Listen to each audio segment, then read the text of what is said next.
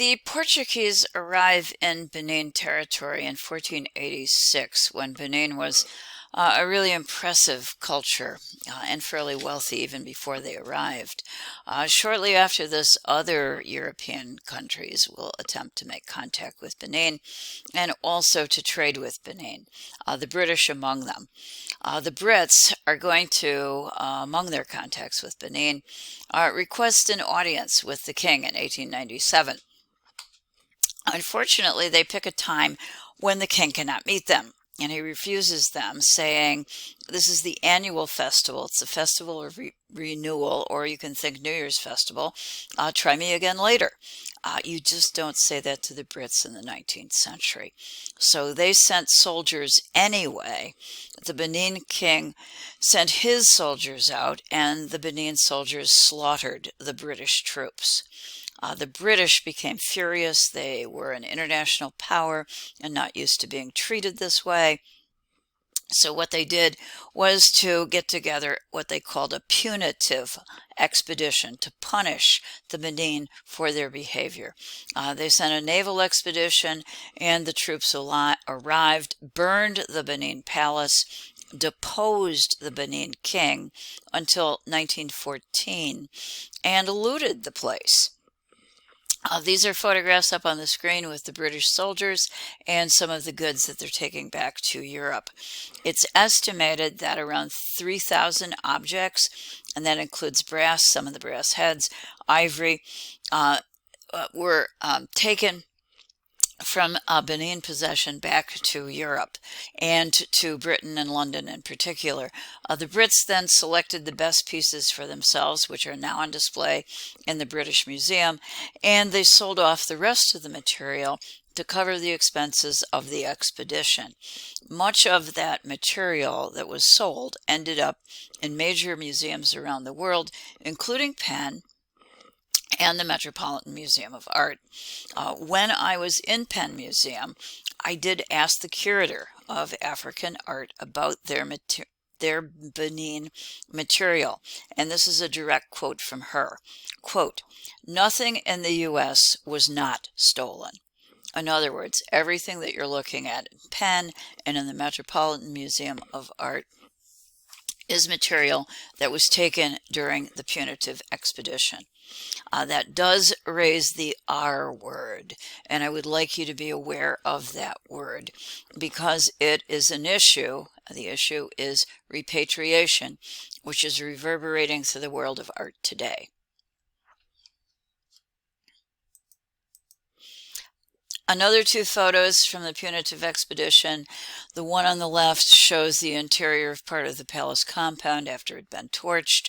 On the ground are a number of those plaques. I showed you one of them. In museums, sometimes you will see that they've also literally been ripped off the walls. The corners are broken. On the right, this is the Oba, or the Benin king, who is being removed from control and taken to another location. He will not be allowed to resume his leadership until 1914. Okay, this does clearly raise the issue of repatriation, and in this particular instance, I think there's a very good argument for it. Okay, repatriation is a reference to patria, the Latin, which means country, so it is a returning to the country of origin. And I have up on the screen at least 5 examples of things that people are asking to be returned from around the world or have been already returned. So let me just take you through this. Top right, that is a mummy. We think it's a royal mummy, and we think it's Ramses I, who was the father of Seti I, founder of the 19th dynasty. This, we think, was taken from a cache of mummies that was found by a looter in Egypt sometime in the second half of the 19th century. This guy sold it to a Canadian for £7. It went into a Niagara Falls museum titled Freaks of Nature. That museum remained open until 1999, when the Canadian Museum closed and the mummy was sold to a Georgia museum under the control of Emory University. It was the university who worked out that this was probably a royal mummy. And by dating it, they were able to determine that it was most likely to be Ramses I. They did not have to return it because, according to the law, it was only necessary to return things that came into our country illegally after 1972. This had been here for a very long time. That was based upon an International World Heritage Convention agreement that's shared by all of the countries around the world. So the cutoff is in the 1970s. This was legal. The museum and university did, however, return it as a gesture of goodwill. And of course, the Egyptians were jumping up and down asking for it back, just as the Egyptians are still jumping up and down asking for the head of Nefertiti to be returned, which is located on the left portion of our slide. This particular piece was acquired by the Germans and does remain in Berlin. The Germans excavated legally at Amarna, the site of Amarna in ancient Egypt, and among the great finds that they acquired, it was this one. It was legally taken out of the country. There's absolutely no question about that. But the Egyptians are, just say, close to demanding its return, and the reason for that is because it's become one of the icons of ancient Egypt. Nefertiti herself has become associated with ideas of modern beauty, in fact. Okay. Another case in the center is referred to as quote-unquote Montezuma's headdress. By tradition, it is claimed to be taken at conquest by Cortez and taken to Europe. It is made out of quetzal feathers and it is quite beautiful, but there is absolutely no evidence whatsoever that it has anything to do with Cortez or Montezuma, or that in fact it even was a headdress. Since 2012, however, Mexico has been asking for it back, claiming that they have nothing like it, and that they would like it and they would like to display it as Montezuma's headdress. Okay, it entered Archduke Ferdinand's collection in 1575 in Austria. It was transferred in the 19th century, so it's been there hundreds of years, to an ethnographic museum. And again, there's no record that it's a headdress, that it has anything to do with Montezuma. And we also have no record whatsoever of how it ever got to Europe. The question is, should this be returned, because the Mexicans would like to have it back?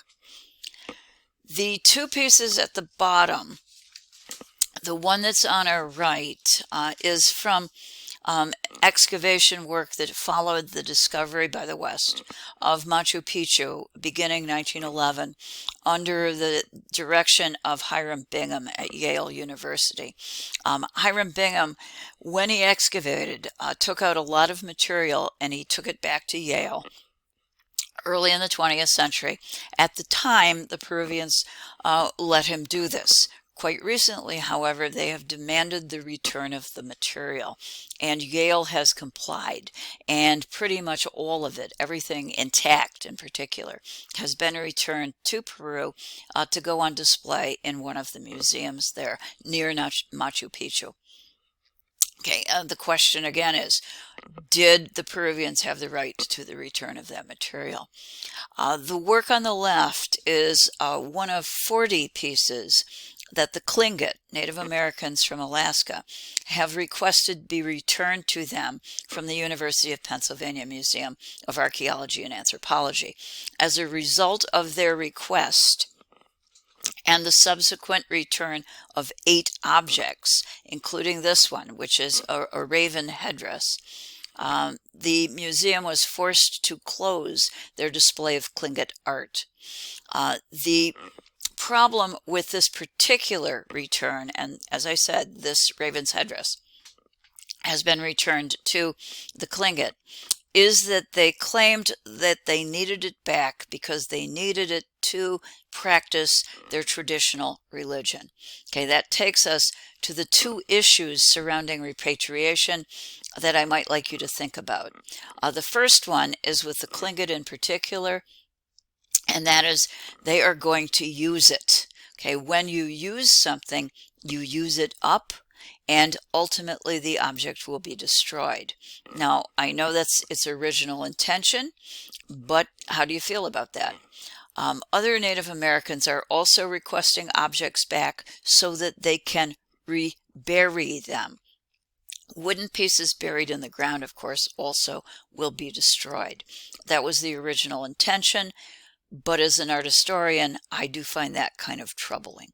Okay, that's the first issue. The second issue is probably more important, and that is by returning anything, returning any single object, you open the door for returns of everything. And there are people who are asking today, including curators in Peru, for example, who are asking for everything to be returned. Everything that is not from your own country, please return it to our country, to the country of origin. In other words, repatriation. Okay, I'm asking you to think about the issue because it's an issue of your generation. And what I would like you particularly to think about is, you know, what should be returned, what should not be returned, what is our policy, what are the rules, and how in the world do we decide? And this is an ongoing issue today, and it is something, at the very least, that you need to consider and think about.